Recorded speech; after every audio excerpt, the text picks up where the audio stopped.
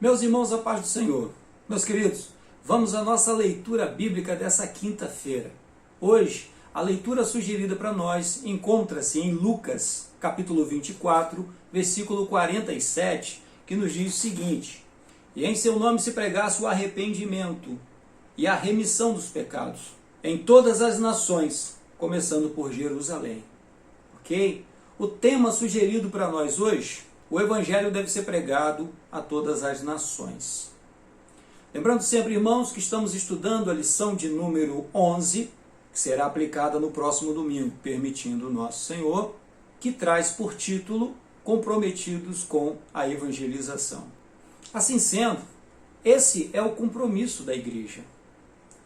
O Evangelho de Jesus, ele deve alcançar todo o mundo. O Evangelho de Jesus não tem nacionalidade, não pertence a determinada etnia ou a determinado povo. O Evangelho do Senhor Jesus não pertence a determinada igreja, a determinada nação. O Evangelho de Jesus, ele é um presente de Deus dado para o mundo. O mundo que carece. Nós já vimos essa semana o Senhor Jesus falar que as pessoas do mundo são como ovelhas sem pastor. Nós já vimos essa semana o Senhor Jesus dizer que neste mundo existe o joio e existe o trigo. E graças a Deus que existe o trigo. Porque é o Evangelho de Jesus quem produz esse trigo. O joio não consegue seguir o Evangelho de Jesus. O Evangelho de Jesus o mata. O Evangelho de Jesus o sufoca, o destrói. Enquanto isso, para o trigo, para os filhos de Deus, o Evangelho de Jesus é vida, o Evangelho de Jesus é luz, o Evangelho de Jesus ilumina o ambiente.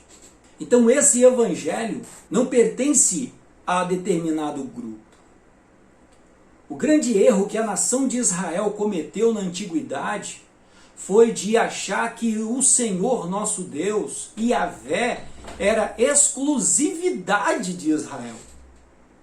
Que Israel deveria ficar com Deus só para si, e Deus seria o seu grande trunfo contra todas as nações, que lhes daria vitória contra qualquer exército. E quando nós olhamos para o nosso Deus não é arma para ninguém. O nosso Deus é misericórdia, é compaixão. O nosso Deus é amigo. O nosso Deus é parceria.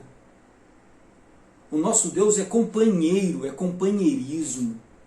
Se Israel tivesse compartilhado a amizade de Deus com as outras nações, primeiro, se eles próprios tivessem se comprometido com Deus, tivessem seguido a palavra de Deus, e assim tivessem sido o ponto de partida para que o mundo conhecesse o Senhor, e todas as nações viessem a conhecer Deus como Ele é de fato, a pessoa que Ele é, não a pessoa da religião, a pessoa da religiosidade, mas o nosso Senhor, o Deus maravilhoso, aquele Deus que vai encontrar pessoas no deserto, aquele Deus que vai encontrar pessoas que estão perdidas, aquele Deus que vai encontrar pessoas que estão chorando dentro de casa, que estão preparadas para morrer a qualquer momento de fome.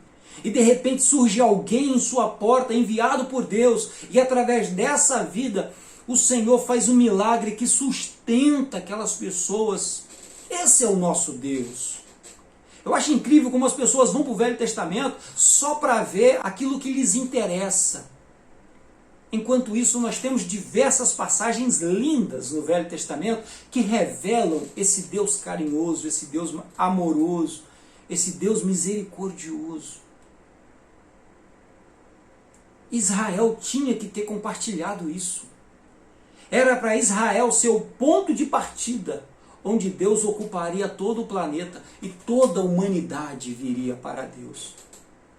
E quando o Senhor Jesus surgisse no mundo, Ele não seria recebido em uma manjedoura, Ele não seria recebido por animais, Ele não seria recebido por estrangeiros, Ele seria recebido por homens e mulheres que o desejavam e o queriam, que queriam a sua presença, que queriam a sua manifestação. Não para ser um general que iria de novo ser uma grande arma de Deus, que esmagaria as nações, mas para ser de verdade aquilo que o nosso Deus é: a graça, a misericórdia, o amor. Esse Deus que olha para as multidões e olha com esse olhar de compaixão e vê exatamente o que nós somos e o que nós precisamos. Israel acha que Deus é propriedade deles.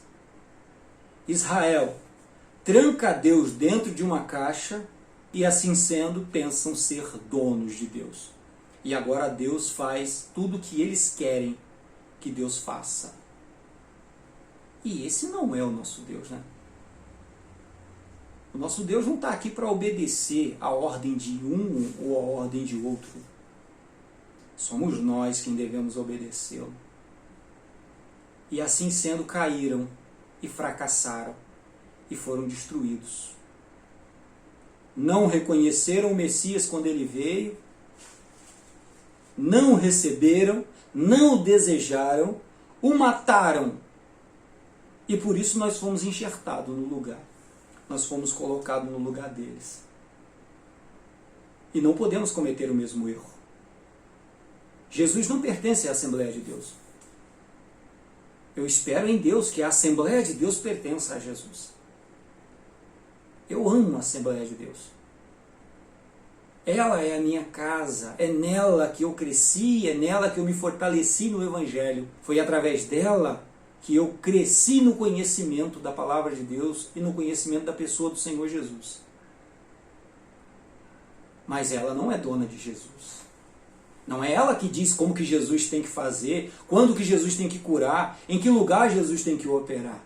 Bem pelo contrário, e glória a Deus por isso. É Jesus quem diz onde a Assembleia de Deus deve estar. É Jesus quem diz onde nós devemos estar, e hoje nós estamos no mundo inteiro. Hoje nós estamos no mundo.